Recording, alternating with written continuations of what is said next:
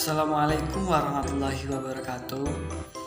Kami dari kelompok 3 ingin mempresentasikan hasil kerja dari kelompok kami, yaitu realisasi Pancasila, yang beranggotakan 1. Ridho Akbar, 2. Ratna Dia Wulandari, 3. Lenia Wulandari, 4. Dian Dwi Ardianingsih, 5. Dina Oktavia Sari, 6. Rizky Wahyu Lestari.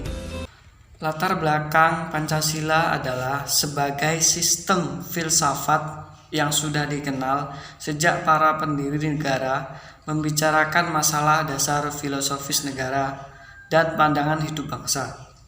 Filsafat Pancasila merupakan istilah yang mengemuka dalam dunia akademis. Ada dua pendekatan yang berkembang dalam pengertian filsafat Pancasila, yaitu genetivus, objektivus, dan Pancasila. Sebagai genetivus, subjektivus, kedua pendekatan tersebut saling melengkapi, karena yang pertama meletakkan Pancasila sebagai aliran atau objek yang dikaji oleh aliran-aliran filsafat lainnya, sedangkan yang kedua meletakkan Pancasila sebagai subjek yang mengkaji aliran-aliran filsafat lainnya. Rumusan masalah pada makalah kami yaitu 1. Apa yang dimaksud realisasi Pancasila? 2. Apa yang dimaksud realisasi Pancasila secara objektif dan subjektif? 3. Bagaimana internalisasi nilai-nilai Pancasila? Tujuan dari makalah kami yaitu 1. Untuk mengetahui realisasi Pancasila, 2. Untuk mengetahui realisasi Pancasila secara objektif dan subjektif, 3. Untuk mengetahui internalisasi nilai-nilai Pancasila. Realisasi Pancasila. Realisasi ini sangat penting karena Pancasila sebagai dasar filsafat. Pada hakikatnya, Pancasila adalah suatu sistem nilai yang ada gilirannya untuk direalisasikan, dijabarkan, dan diamalkan dalam kehidupan bermasyarakat, berbangsa, dan bernegara. Nilai-nilai Pancasila diangkat dari nilai-nilai yang ada secara nyata dalam kehidupan bangsa Indonesia, yang berupa nilai-nilai adat istiadat, kebudayaan, serta nilai agama yang ada dalam bangsa Indonesia sendiri sebelum membentuk negara. Realisasi serta pengamalan nilai Pancasila dalam kehidupan sehari-hari merupakan suatu keharusan secara moral maupun secara hukum. Realisasi Pancasila yang subjektif dan objektif. A. Realisasi Pancasila yang objektif.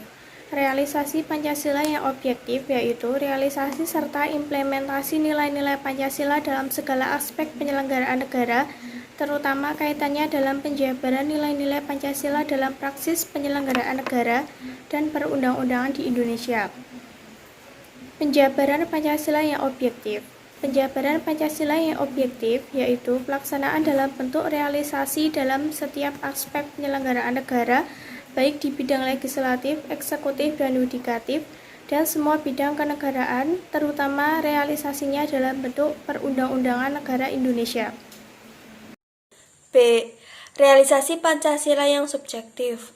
Realisasi Pancasila yang subjektif adalah pelaksanaan pada setiap pribadi seseorang ataupun setiap warga Indonesia.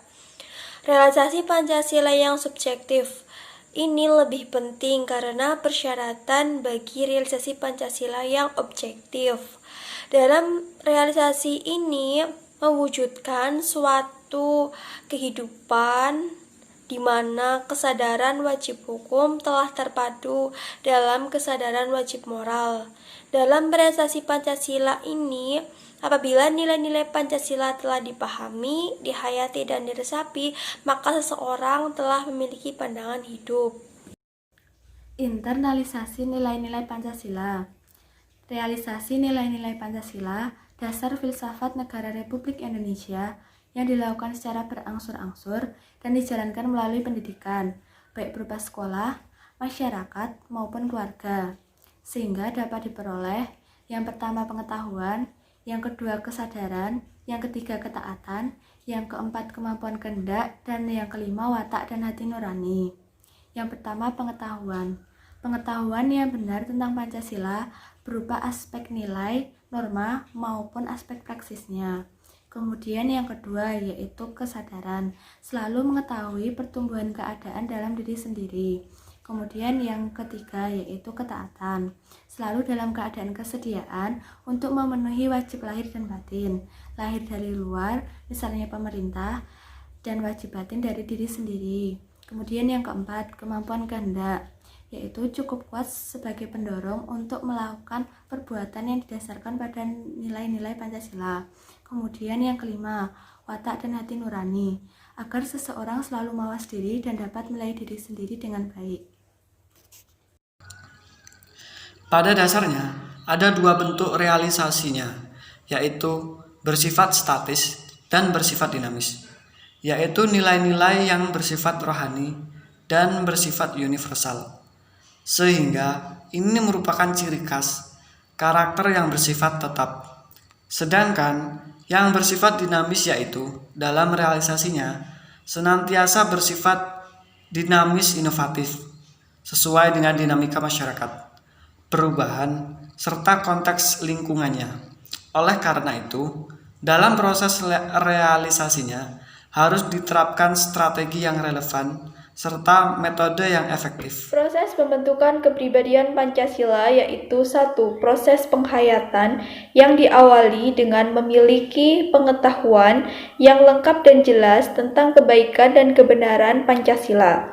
Kemudian diserap dan dihayati sehingga menjadi suatu kesadaran, yaitu orang selalu dalam keadaan mengetahui keadaan diri sendiri, memahami serta memiliki pengetahuan Pancasila.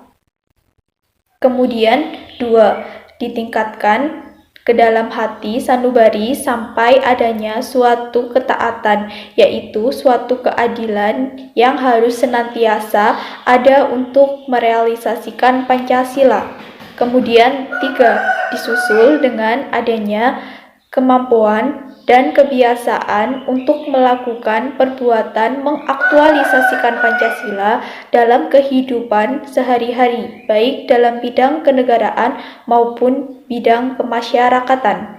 Kemudian 4, yaitu ditingkatkan menjadi metalitas, selalu terselenggaranya kesatuan lahir batin, kesatuan akal, rasa, kehendak, sikap, dan perbuatan. Demikian presentasi dari kelompok kami. Kurang lebihnya mohon maaf. Wassalamualaikum warahmatullahi wabarakatuh.